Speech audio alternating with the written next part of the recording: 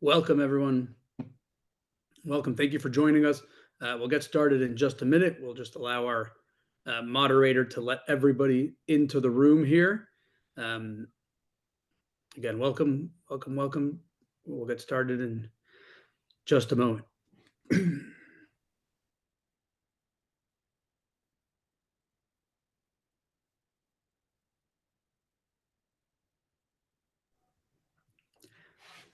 All right. Thank you, everybody, for joining us. My name is Alan Levine, CEO of Hasbara Fellowships. For those who may be less familiar with our work, we are founded Hasbara Fellowships to empower and train Jewish and other pro-Israel leaders on university campuses. We've been active on over 120 campuses around the United States and Canada since 2001 when we began. And we've been busy dealing with the college campuses and fighting back on anti-Semitism and anti-Israel propaganda for 20 years now. And needless to say, October 7th has delivered a certain urgency here that is really intensifying our work and the need to speak up and be active on college campuses. And we've been doing these leadership sessions here on Zoom, which is just a great opportunity for continuing education for our Hasbara Fellows, for the students.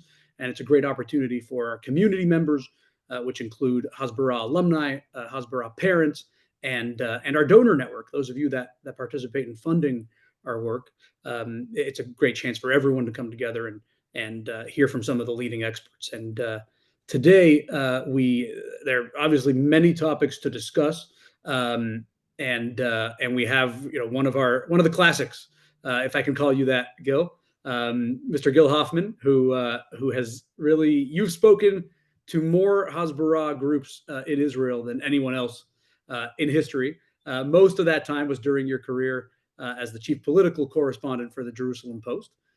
And now, a year or so into your tenure here as executive director of Honest Reporting, so you're wearing a different hat, but still we're lucky enough to hear from you and learn from you here. And so Gil, thank you.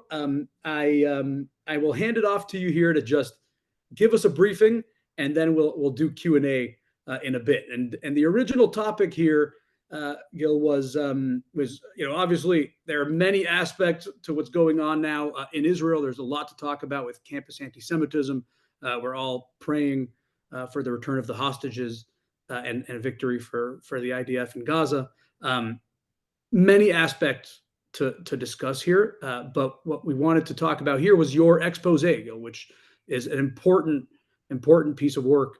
Where I'll let you tell us about it, but it's an important piece of work to expose what appears to be complicity on the part of the international media here with Hamas on October 7th. So I will let you talk about it, and during Q&A we'll jump around to other topics. We want to hear your thoughts on yesterday's historic rally in DC. We want to hear about what's going on in Shifa Hospital. So I'll let you just take it from here. Give us a little bit of a briefing, and then we'll all get a chance to ask questions during Q&A. So, okay, Gil, thank you. Thank you so much for this wonderful opportunity. I've been a strong supporter of Hasbara Fellowship since day one, and I'm very proud to have spoken for them more than anybody else, because I think there's three battles going on right now for Israel's existence. And one on the military battlefield, the chief of staff is Herzl Halevi, and he's doing his best under very difficult circumstances right now. One on college campuses, where the chief of staff, the Ramatkal, is you. You're the one leading that fight. Where we have a great disadvantage. It's a lot harder fight than the one led by Herzl Halevi. I'm sure he's not jealous of you. And I lead the third fight, which is the fight on the media battlefield, that we can all be a part of. And I'd like to think that if we succeed, it helps the other two fights. The top people in the army have said that if we make it easier on that media battlefield, it eases the pressure on the IDF to go quicker, to wrap up.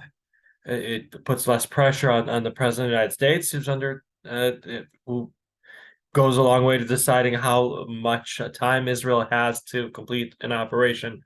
Um, and that's why it's important, I think, that throughout this war, the media screwed up so many times. I want to go briefly to lead up to what was called an expose. It's a nice word, I guess. It wasn't the only screw up by the media. So to put it in context, the terrible war started with October 7th, and we need to make sure the world doesn't forget about October 7th. We need to make sure that we're always in October 8th mode, to use a line that Brett Stevens used, but I used a couple days before to only 5 people before he said it to the world. And we cannot let the media get away with remembering why the war in Gaza is happening. And the further we get away from October 7th, the more people forget. And I never understood how people could forget the Holocaust. But now that people are forgetting something that happened 5 weeks ago, I now get it. And it's scary. So a mere 4 days later, so the first couple days of the war, we got good coverage.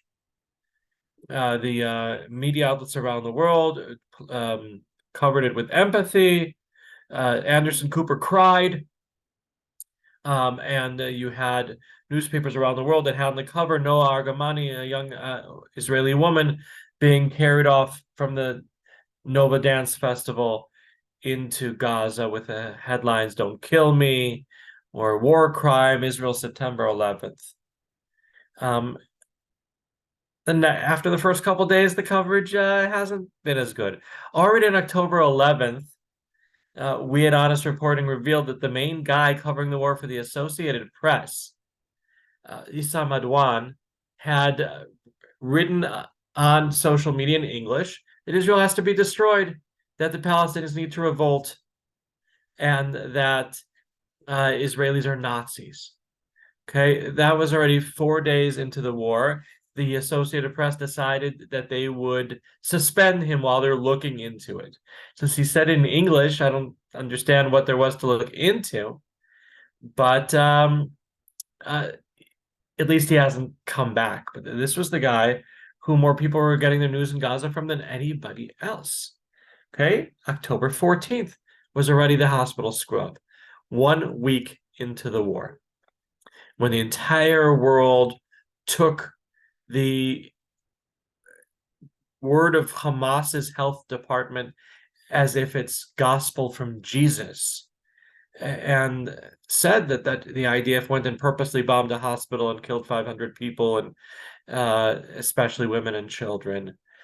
Now, to its credit, the IDF gave conclusive proof that we didn't do it 4 hours later. Now, that might not sound so impressive, but it used to take them days, right?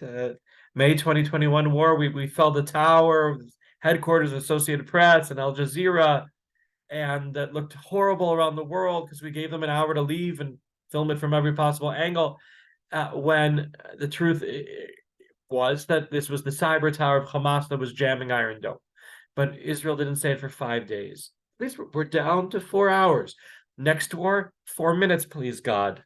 Okay, we're getting there. October 19th, we revealed that Suleiman Hiji has been rehired by the New York Times. We got him fired a year ago for praising Hitler, and then they brought him back. They brought back a Nazi supporter to contribute to the New York Times. Thankfully, after we focused on that and got picked up by New York Post and other media outlets, embarrassed them, he's gone again.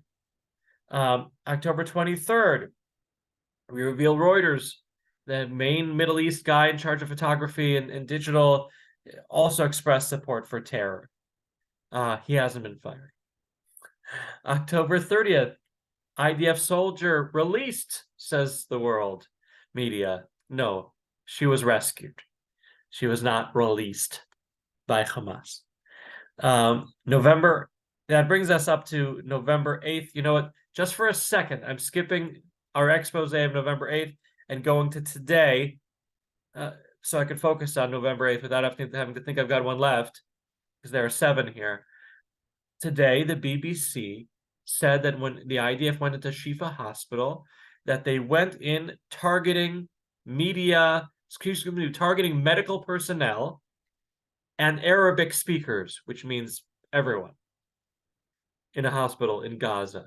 When the truth was, what the IDF said was that they brought with them soldiers who speak Arabic and medical personnel to make clear to the hospital that we're not there to interrupt with anything the hospital is doing. We're there to search for terrorists and their weapons and any kidnapped soldiers that might be underground. Of course, the IDF gave them so much time before we invaded. It wasn't much of a surprise. There weren't any kidnapped hostages found. They found plenty of guns, which is already enough that by international law that the hospital is no longer protected if it houses weapons. So they did leave after that, mission accomplished. But the BBC apologized a few hours later for that terrible screw up, which the BBC does not apologize very often. And so, but what these 6 and the 7th that I'm about to get to have in common is that they made the world realize, wait a second, we really shouldn't be trusting the what's going out of Gaza. Gaza is totalitarian. They don't have freedom of the press there. You can't trust the journalists that come out of Gaza.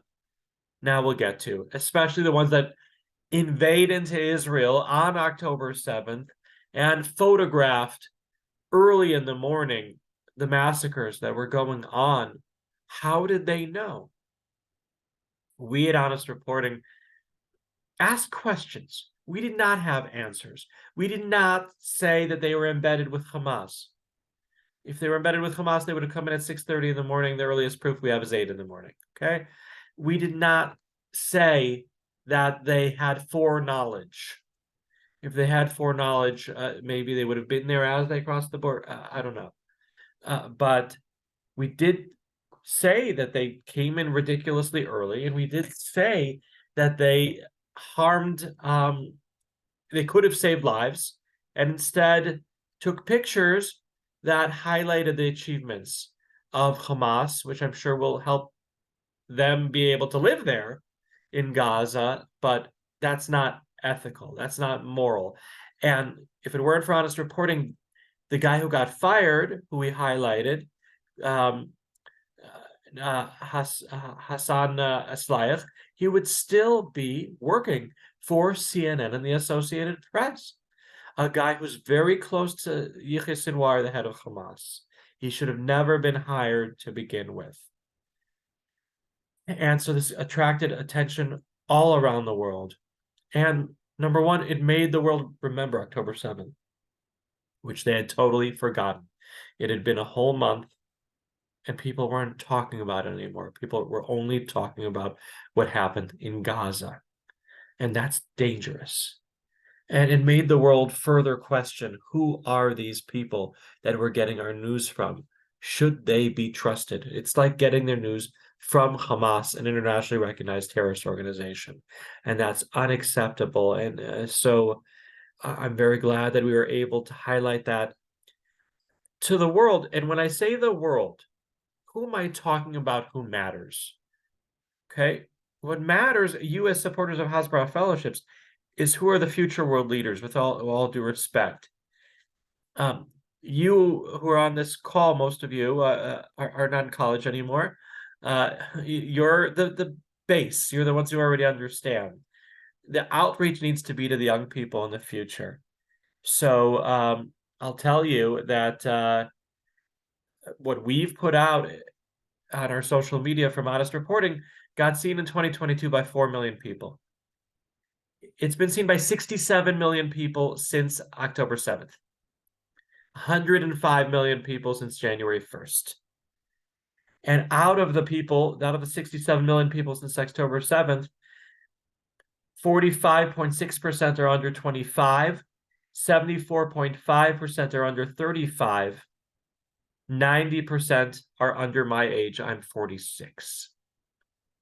So that's really important that we're getting outside of that echo chamber to make people around the world know the truth about what's really happening. And I hope that that makes things somewhat easier in the hardest battlefield on those college campuses. Khalid Abu Talma once told me I'd rather go to Gaza than Wayne State. You know, he's right. That's right. I've spoken to Wayne State. A nice little rally they put on for me over there, and I'm not exactly a fire breather among the speakers, or represent anyone, the IDF or the government or anything. Um, so that's why I want to say kol hakavod to Hasbro Fellowships, because you are training an army of Israel advocates on college campuses. The equivalent of the Golani and the Givati is your dogs for Israel and your hogs for Israel and your slugs for Israel and your dragons for Israel. Those are all real organizations with people who I was brought to speak for from meeting them on a trip to Jerusalem by Hasbro Fellowships. I have the shirts with the slugs and the hogs to prove it. So thank you so much for this opportunity. Gil, thank you very much. We have a lot of questions to ask you, and I and first of all, thank you for the words of appreciation. I echo that. Students that are doing this job here all across the U.S. and Canada, and you've spoken on all 50 U.S. states and all but one Canadian province, if I'm not Yep. mistaken. There are 10 provinces. I've done 7. Oh, If anybody wants to bring me into Saskatchewan, I have not gone. I'd be happy to. great. And I want to just start by maybe take us through the expose. I mean, you mentioned it, but I want to drill down here. So the earliest proof you have of international journalists being with the Hamas fighters or Hamas terrorists, killers on October 7th. That's at 8 a.m. is the earliest proof. And how did you get that? How do you get the proof? Take us through that. Okay, so first of all, the Associated Press and Reuters have bylines on their pictures. And we looked into who these people are. And we looked at the events that are in the pictures, the invasion of Kfar Zion, sorry, not Kfar Zion, Kfar Aza, the picture taken of the tank where IDF soldiers were taken out of the burning tank and lynched. Um, and we asked, okay, when did this take place? How did they get there? There's a New York photographer who worked for wire services, but now works for the New York Times, who wrote on social media that he lives in Rafah. Well, Rafah's in the south.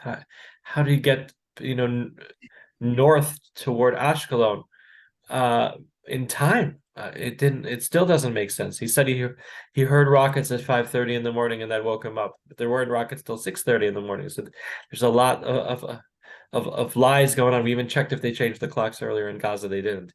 So this guy Hassan Asliach, though, was the worst. He's got pictures with Yihya Sinwar, cheek to cheek, and he wrote all kinds of horrible things on Telegram that morning and other days. And that is what we highlighted to the world, asking questions. They certainly didn't stop and save lives. They didn't, instead of taking pictures, they clearly didn't care too much about Jews being killed. There were journalists in Israel who stopped being journalists momentarily and went and saved lives in the dance festival and other places. We have to be humans before we're journalists and before we are patriots for our people.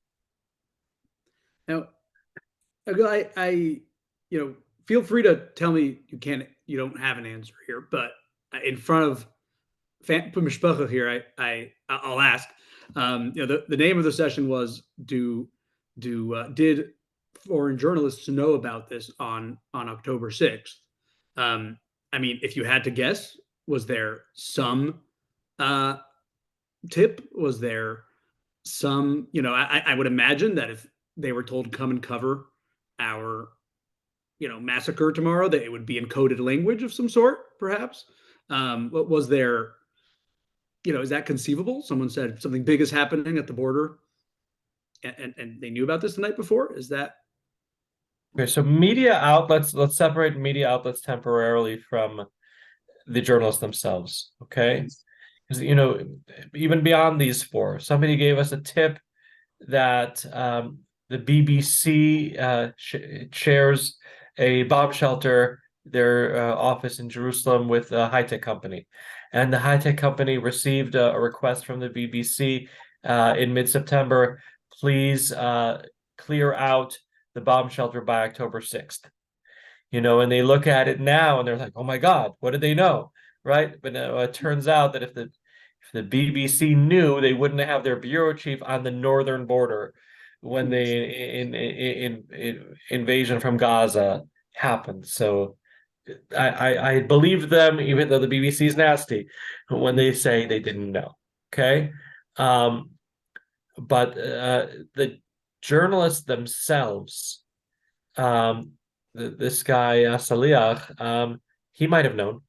mm, He, um, um, he was filmed with carrying a grenade on his way in. And now, who came in from Gaza that day, that morning?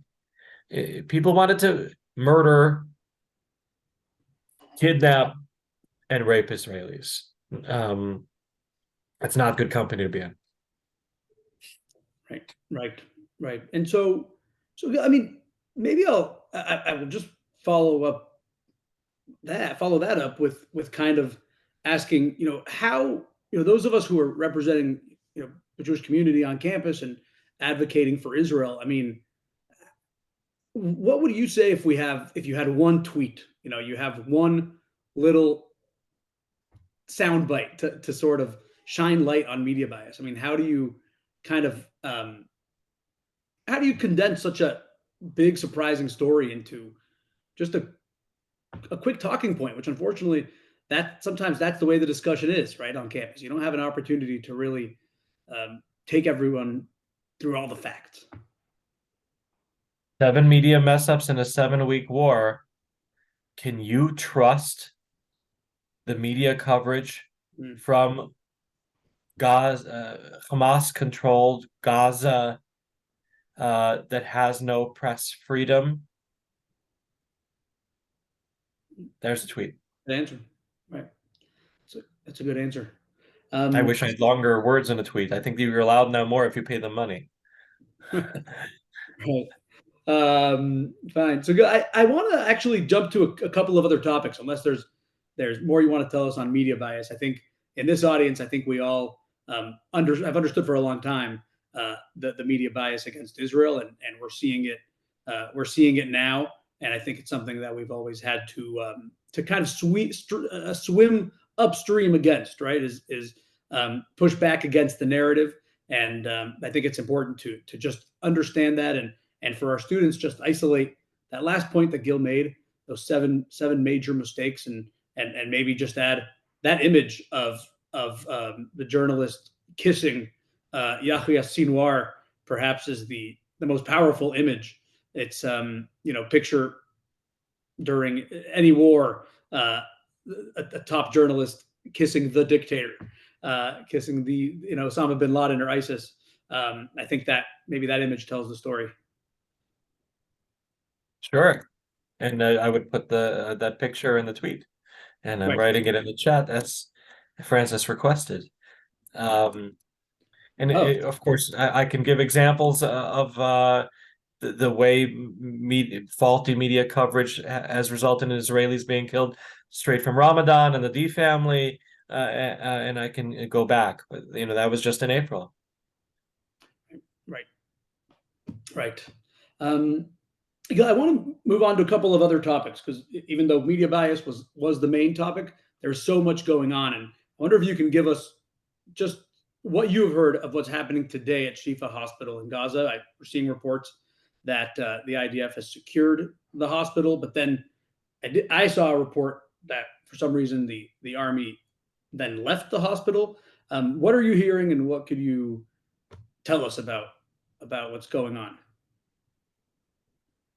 Okay, so Israel overnight went into the hospital and brought out weapons and maps and all kinds of proof of the terror that have emanated from the hospital over years.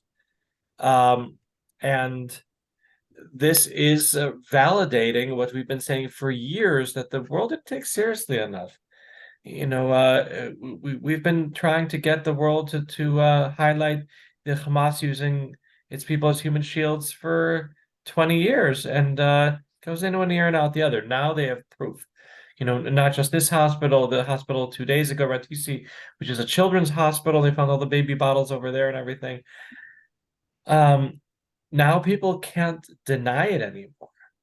Um, and I hope it brought us closer to uh getting hostages back. Well, no hostage was there, but they found entrances into the tunnels that they're working on. Look, my 15-year-old son's high school principal was killed in a mosque where there was the entrance to a tunnel. And I this was on Monday night. I went to the funeral with him. No, Saturday, no, Sunday night. Saturday night was they announced that he'd been killed on Friday night, and the funeral was on Sunday. Terrible that a 15-year-old boy has to endure that. Right. I'm sorry, and so that's so such an important reminder just of the human side of the story here, which we always stress to Hasbara fellows. You know it. It's talk about the individuals affected, and sometimes that's just important to remember that. You know, we here internally like to talk about the facts and the figures and analyze things, and when you're on campus and you're telling a story, talk about it. And I think I will. Our friend Gil's son, his high school principal, was killed. It's these are real people, and they're our brothers and sisters, and so yeah, I'm very sorry that you've been affected personally in that way, Gil. I know most Israelis have in some way or another. Yeah, we all know someone, unfortunately, by now, and among the 1,200 something people who have been killed. Right, right. Which by such an important thing that I think we're hearing a lot of Israel's leaders say now in the media, and we should echo it, that proportionally the amount of Israelis killed on October 7th and since is I think Prime Minister Netanyahu said, did he say 10 9/11s? It's maybe Gilmy might know the figures there, but I've heard 50, but to never trust a journalist with math. right. Well, we'll have to do the math there, but I think you get the point, and I think that's an important thing for all of us to communicate on our campuses. We many of us here in the U.S. and Canada have family or relatives or acquaintances in Israel that have been killed or lost loved ones, and we should not we should emphasize that the human connection to that. It's an important part of our mission. Um, I want to follow up with just asking you, do we know, just going back to the hospital today, do we know, and as a former member of the Israeli media, do you know yet, what about the headquarters under the hospital? Is there any progress there yet in securing that? Is Hamas still under there? Uh, and I think you're checking an update. I'm going to, if you don't mind, I'd be happy to look into my various groups from the IDF and everything of what they've put out. I missed the briefing that the IDF had tonight because I spoke to a nice group of Jews in England on Zoom. So I'm a less informed because of that, everything happens between 8 and 9 o'clock Israel time, unfortunately. But Okay. I'm in every group there is. Right, right.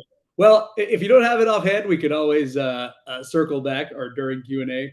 But I know everyone's obviously waiting anxiously here to hear good news and hopefully I guess we're all hoping for a mission accomplished as quickly as possible here. And so, but we won't jump the gun. We realize it might be a very long time, but still, updates are important.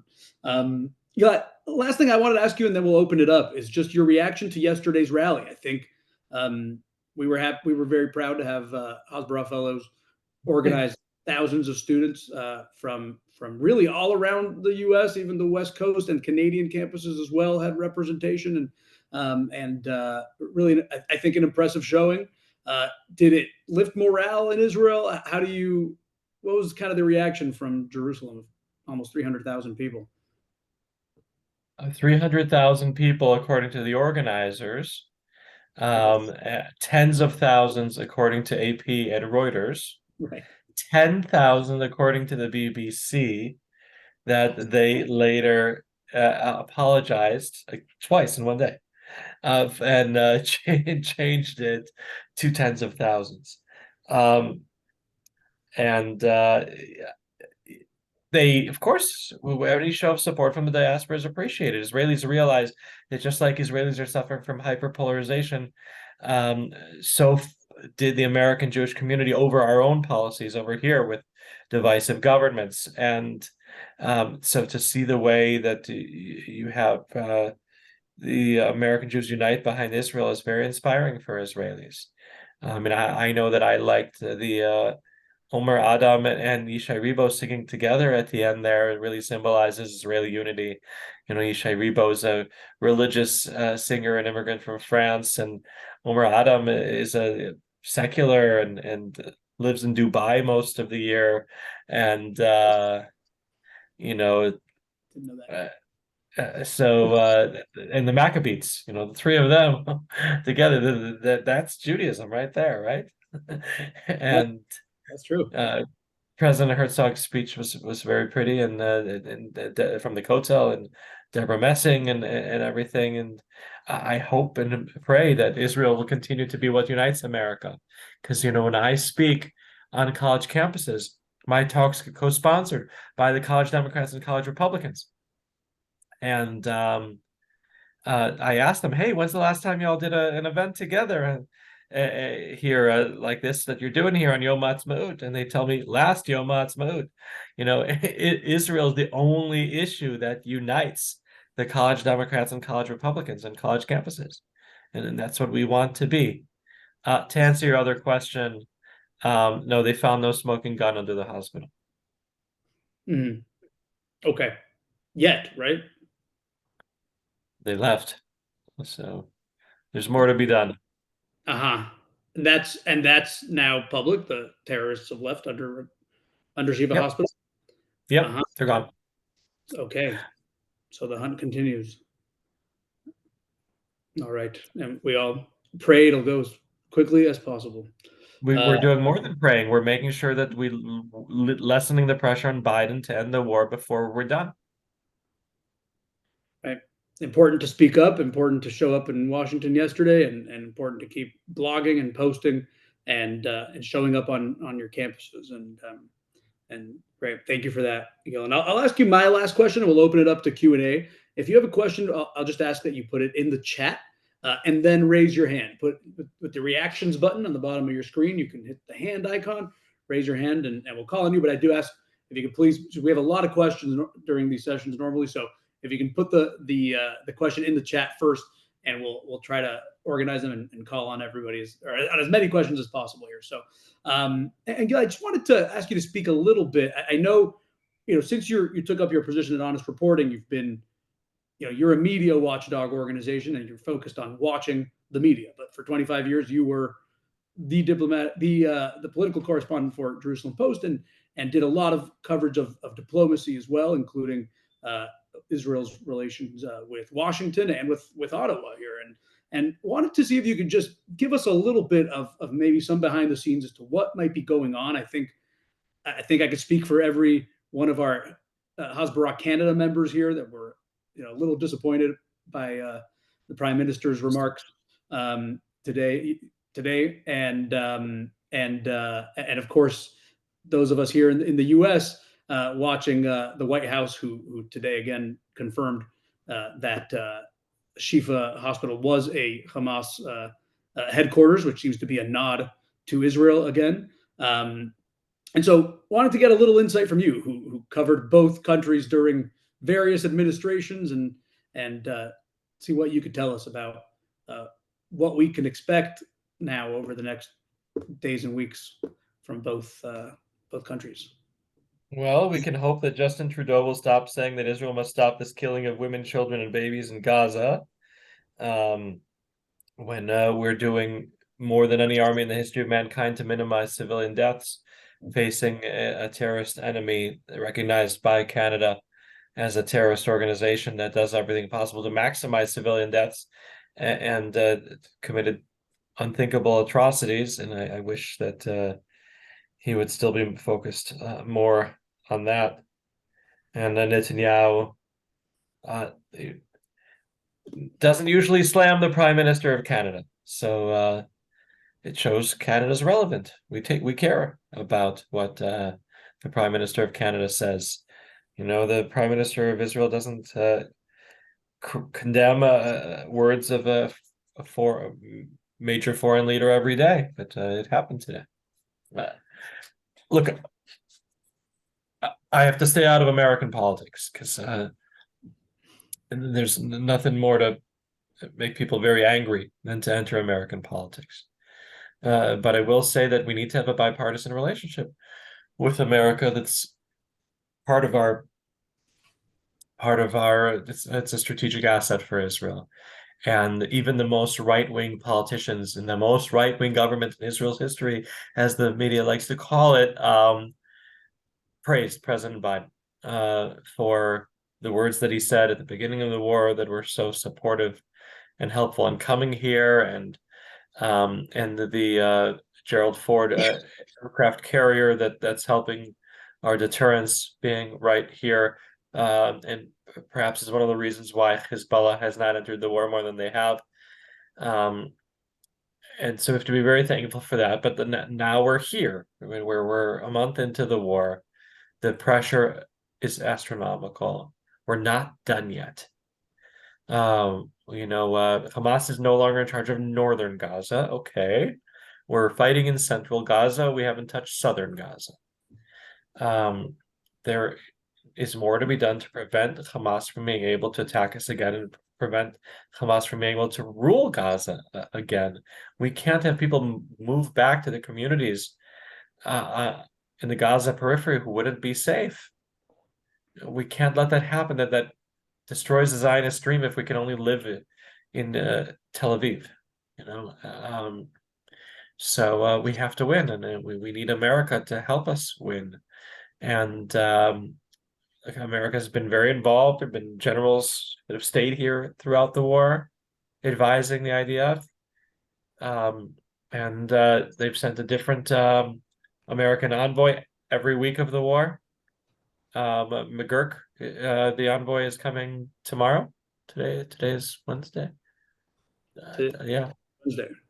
Yeah. So he's supposed to arrive by the end of the day. Maybe he's on the same flight with my wife right now. Nobody's flying other than El Al, so it's not. He's probably there. Knowing her, she's probably already interviewed him in the plane. My So we'll see. Okay, Gil, thank you for that. And so let's open it up for questions. Just as a reminder, if you have a question, if you could put it in the chat and then raise your hand, and to raise your hand, you click reactions on the bottom of your screen, and then there's a little hand icon there. And I'll just ask for anyone asking a question, if you could introduce yourself, tell us what city you're from or which college campus. And we have Nigel Blumenthal. Nigel, if you want to turn your camera on, please, and go ahead. Yeah. Thanks I leave the camera off usually because it's better it's better to get signal that way. I'm Sure, no problem. Go ahead. bandwidth is the word I wanted. Thank you. I'm from Toronto. I had a couple of questions. First, as I said, the knowledge of media bias tends to spread people's impression to cover all media. How do we know which media we can trust? And how do we explain to people what media they can trust and what we feel they can't trust? Do you want a second question now? No, maybe the second question will get a longer answer than this one, which will be short. I don't trust any media reporting about Israel, with all due respect. I trust Israeli media more than other media, even though we've got the most critical media of our government, and the media that's most critical of the Israeli government is the Israeli media, right? No matter who's in power. But no, with all due respect, I don't. Your local media, whether it's in Toronto or anywhere else, use it to find out what's going on in the sports and the weather where you are, and your extremely local stories. But you're reporting about Israel, I wouldn't trust that to a foreign media outlet. And I even said that when I was at the Medill School of Journalism at Northwestern as a student. They brought the foreign editor of the Christian Science Monitor, and I said to him, I don't accept your business model of sending a journalist to Jerusalem for 3 years, and then by the time he understands what's going on there, sending him to Moscow and then to Washington if he's lucky. This is a conflict with a lot of depth that you have to live here to really be able to understand. And so, I'm going to give my hat to my former employers at the Jerusalem Post and say that's where you should get your news about Israel. All right, done. And Nigel, you had a part two? Yeah. Go ahead. I wish I could feel the word Nazi is as meaningful to today's students as it was to those of us who are a couple of generations away from that. But I don't necessarily think that's the case. How can we tell the story in terms that are meaningful to today's woke-infested Generation Zs? Sorry, that's an English Z, not a Z. Yes. I prayed on that terrible day on October 7th that it would change the world and its perception of Israel, especially among younger people. That just like the Holocaust had an impact for a very long time in reshaping the worldview that people had about the Jewish people. And I think that September 11th had an impact. I hope that the young people who are too young to remember September 11th would have October 7th seared into their consciousness as the day that they realized what Israel and the Jewish people are truly up against. That we're not some white privileged group that colonizers or whatever they're against, that we are the most disenfranchised minority in the world, the most discriminated minority in the world, and a people that need there to be a Jewish state and need it to be protected, and suffered the greatest atrocities since the Holocaust on that day. Based on what we're seeing on college campuses, obviously that did not happen. However, and you've got people here who monitor college campuses better than I do, is it possible that we're seeing only the fringes? Is it possible that we're seeing the most violent cases of Ohio State the other day and everything that happened at Cornell and Cooper Union, all these things that happened before, and really among the silent majority, among the people that are between preaching to the converted and the unconvertible, that 80% in the middle, maybe it did have an impact?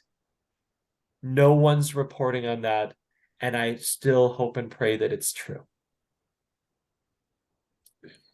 Alan, you should answer that too. Yes, excellent answer. And I would add my own, and it's an excellent question, Nigel. You're asking, if we in our Jewish circles will say this is the October 7th was the biggest massacre since the Holocaust, and we'll compare Hamas to the Nazis, and I think you're quite right to say with the general public that might kind of fall on deaf ears. It doesn't quite resonate the way it resonates for us. And I think something we've taught the Hasbara Fellows for years is that you do have to speak your audience's language. And so I do like to compare Hamas now to the Ku Klux Klan, right? To say, to have pro Hamas students here on our university campus and expect us to just be okay with it. That's like asking our friends at the African American Student Union or the Black Student Union to just accept a KKK rally on campus. And I think that's kind of the way to do it. And it's important, and that's core Hasbara training here. It's how to speak to your audience, and I may, if I can expand on that just for a minute, and we'll get to. I see the hands, and we'll get to the questions. But one of maybe the most eye-opening videos I've seen going around on social media over the last couple of days was there was a protest, an anti-Israel protest in Los Angeles, mostly made up of people in the Latino community, and an independent journalist went around interviewing people. They're wearing keffiyehs. They're supporting Hamas, or at least the Palestinians, and certainly against Israel. And clearly, these are Latino Spanish-speaking Americans, and one of them is asked, why do you support Hamas here? And his answer was, I see other brown people around the world being targeted, and it just makes sense to me. That's why I'm with them. And so that's an important thing to just expose. I think we see the Students for Justice in Palestine and the Saya and these groups on campus. Just they know how to press the buttons of certain other groups on campus, and so that's we train the Hasbara Fellows to disrupt that and to talk in terms that your audience will be receptive to. So that's just wanted to add that. Let's go to Sadie. Sadie Hill, you have a question. If you can introduce yourself, your campus, and go ahead. Hi, I'm Sadie Hill. I am a Hasbara staff, but also more importantly, I am currently a graduate student at Johns Hopkins SAIS Europe, and I'm studying the Middle East in particular. So my question comes from personal experience of a lot of my friends who are genuinely concerned about innocent people, talking about disproportionate force being used in Gaza. They're genuinely concerned about the numbers coming out of Gaza saying 10,000 people are dead. And these are the same students that on October 7th were terrified for my friends and family. So how do we deal with these types of good faith actors in a way that we can reinforce positive sentiments about Israel, while also holding space for Palestinian pain? Absolutely. So first of all, send my love to Johns Hopkins, to Rachel Gordon at Hillel, and to my intern Bailey Pasternak. And I had a great experience when I went there, and even good Chinese food. We absolutely need to be speaking of empathy to the Palestinian people. We're not at war with the Palestinian people. We're at war with Hamas that harms the Palestinian people. What they need to know is what was happening on October 6th. On October 6th, Israel was moving full speed ahead toward a normalization agreement with Saudi Arabia. That in one of the Saudi demands was that Israel increase substantially the amount of Gazans going into Israel to work and provide a livelihood for the people of Gaza. Now, if you think we're in October 7th mode, the people who came into Israel to work were the ones who led the infiltrations into the communities to rape and murder their former employers. But so put that aside for a second. That normalization plan would have improved the lives of the entire Middle East, because it after the Saudis got on board, African and Asian Muslim countries that are not so ideological would have come on board, leaving the Israeli-Arab conflict basically solved, other than Iran and its allies and the Palestinian leadership, until they find a leader that's willing to make the sacrifices necessary to help their own people. Well, that's the direction we were going in. the economy in Gaza would have advanced tremendously, and Hamas, that couldn't care less about their own people, that's been subjugating them to totalitarian rule since they overthrew the rightful Palestinian leadership in 2007, they deserve better. Israel wants to actually help the people of Gaza. Hamas harms them every day. Excellent, Gil. Thank you for that. And we also we stress so much to the Hasbara students: tell a story. Don't just rattle off facts. And what you did is just tell a story. We were on the way to normalization with the Saudis, a better future so close, and hopefully we can still get there. And Hamas comes in to destroy it. And it's not. I think that was very well said. Thank you, Gil. And I want to get two more questions in. I see Orna's hand and I see Ellen Masters. If Ellen, if you could turn on your microphone there, and Orna, if I could have you ready with your camera, we'll try to get two questions in here before we wrap up. Go ahead. You can introduce yourself and ask Thank you. question. I'm Ellen Masters. We live in Pittsfield, Massachusetts, in the Berkshires, and this has been an excellent program. I want to thank you, Ellen, and thank Gil for presenting what you did. I have a question about the. We don't hear too many stories about what's happening in Israel about the Druze community and the Arab community in relation to what's going on in the war. Can you share some things with us, please? Sure. Israeli Arabs have been targeted by Hamas and have saved lives.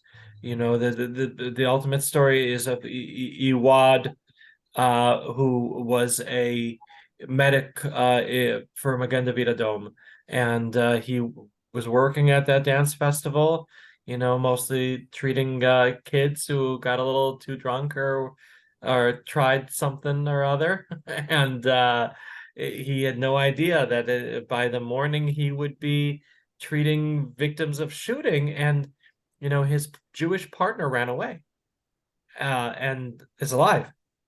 Whereas he stayed there continuing to treat people because he said, I speak Arabic. They won't kill me. I'll talk to them and tell them, hey, I'm one of you. Don't here, just let me get these victims you know, out of the way and whatever. And no, they killed him just like anybody else. And too many stories like that. And they're firing rockets indiscriminately out of Gaza that have hurt Bedouin in particular. The Bedouin communities in the south that maybe don't have as many shelters or whatever because they're nomadic kind of people. So we're all in this together. There are kidnapped people who are Arab, and then there's the last story, which is of Vivian Silver. Vivian Silver was a peace activist who was involved in bringing cancer patients from Gaza into Israel for treatment. And she was murdered in her home in Be'eri so badly that she was listed as kidnapped because they couldn't find her body for a whole month because it was so badly burned that it took the DNA testing a whole month to figure out that she was actually there among the ashes. That's just awful, and people need to know about that. Wow. Yeah, those powerful stories, difficult to hear, but important to repeat. And Orna, we'll give you the last question here, and please go ahead. Hi, everyone. I'm from Toronto, and my question is related to the last story that you mentioned, Gil. You mentioned Vivian, and I read from a source, I hope it's not true, but there was actually, it was a picture of a rabbi, a Reform rabbi, who kind of denied the fact that she was killed by Hamas and was saying that I think she was killed by the IDF. But my question is more in general. Okay, you know how to handle maybe some people who are non-Jew, they maybe don't have enough education, they don't really know the background, but we have people within the stream of Judaism, people who have, who kind of push and give narrative, which other people would say, but he's Jew and he's saying that. And we've heard other people, so how do you basically start even to to handle and address those statements. There was even a woman who, was removing those pictures of the kidnap, and people were asking her and were telling her, so my husband is a Jew and he's okay with that. So it's like, if I have a stamp of someone who is a Jew and I'm doing ABC, then it's like, bless. So that's my question. Unfortunately, too many times Jews are our own worst enemies. We've got all kinds of anti-Israel Jewish groups that cause great damage, and students on college campuses also say that the Jews are what make it harder for them. Strangely enough, their allies are, your Persians from Iran that are against their regime, and your Lebanese Christians and your Egyptian Copts and everything that end up being the ones who infiltrate SJP and act as spies for the pro-Israel groups on campus. It happens all the time. I wish it weren't so, but it is. And any questioning as if the IDF killed its own people is absolutely disgusting. Alan, let's end on a better note. Let's take a if there's another I know question. we look. It's hard. It's hard to turn the page from that topic. And I am happy that we almost not happy, but I think it's important that we ended on a couple of stories of victims here, which I think that's what we're telling students these days. And I'm sure you'll agree, Gil. I think repeating the story over and over and over again of October 7th is what we have to be telling the world. We don't want to be forced into someone else's debate, right? Forced to defend, well, collateral damage. Well, this is how international law works. Well, this is what the IDF is doing. We've got to try to reframe and remind people that if you're not with Israel, you are with the butchers of babies. You're with people that stuck a baby in an oven, and we just have to keep reminding people. And I think in a way, it's I don't know if you feel this, Gil. I'll let you give us the last word. But I leading a pro-Israel organization, I'm seeing more inspired new activists, students wanting to come on the missions to Israel, new community members wanting to be involved, and I really do believe that joining our voices together can create a tremendous amount of power for the Jewish people, for goodness, for human decency, and I think that's an optimistic thing to just end on here. Yeah, I'm just so happy that you guys are still coming. I my office is a block away from Ben Yehuda Street, and it's just so sad and empty. And Birthright ain't gonna come and fill it up. And so I'm glad you are. Yes, important announcement. Actually, we are. So December 24th, we're still coming to Israel. It will look a little different, but students, tell your friends, Hasbara Fellowship is still coming to Israel in December. It'll be a little bit different during wartime. If there still is a war at that time, than when you came on Hasbara Fellowships. But we'll be there. We'll show solidarity. We'll meet victims of October 7th. We'll meet with some of our experts and educators like Gil, which we can come to your office, right, Gil? Still? Yeah, please. Okay, and it's safe, right? Bomb shelter? No.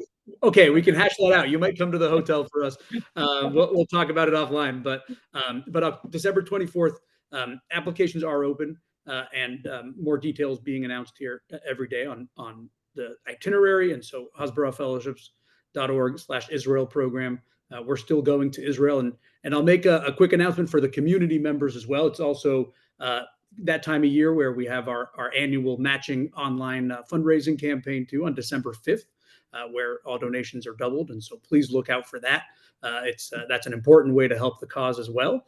And with that, I think we can break, and we'll see everyone for the next leadership briefing. Gil, any last words here? I put in to the chat the where you could subscribe. Please go to honestreporting.com and click subscribe, so you'll know what we're doing. And if you could follow us on social media too, and that all helps, because I truly believe that you're all members of the effort to fight for Israel on the social media battlefield, and we need all the help that we can get. And so, having said that, thank you to Hasbro Fellowships. Thank you to for giving us hope that the future will be okay. Thank you very much, Gil. And thanks everybody for joining.